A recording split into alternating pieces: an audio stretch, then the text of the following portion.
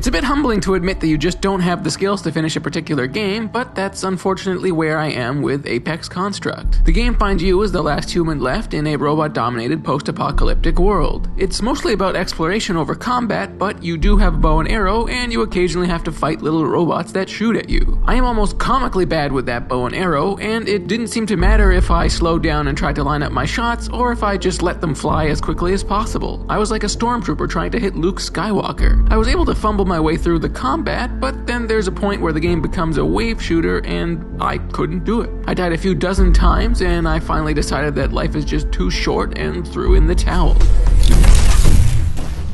Apex Construct is otherwise fine. It looks absolutely amazing, I'll give it that. The game's post-apocalyptic world is stylized and memorable. It's definitely one of the better looking PSVR games that I've played, if only for its really unique visual design. But other than that, it's one of those games whose saving grace is the sense of presence you get from virtual reality. Take away that element and it's kinda boring. There's not a whole lot to do here. There aren't really any puzzles to solve, and outside of the part that defeated me, the combat is sporadic and brief. You're basically just wandering around the world with the occasional key or power cell to find, not to mention optional story stuff, including the now mandatory for this type of game, audio logs. Seriously, I could go my whole life without listening to another audio log, but that's more of a personal pet peeve than a knock against the game. Still, being able to physically look around the world, opening cabinets and poking through drawers is oddly compelling. But then there are the parts that make me want to throw my PSVR out the window, such as the many moments where you have to type stuff into a computer using the move controllers. This is fiddly, to put it very, very kindly. And the game makes you type a surprising amount, which you have to painstakingly do letter by letter. It's slow, and it's very, very, very easy to accidentally hit the wrong key. It's brutal. Whoever implemented this, play tested it, and still decided it was an acceptable thing to make the player do dozens of times, is a monster who deserves to go to prison.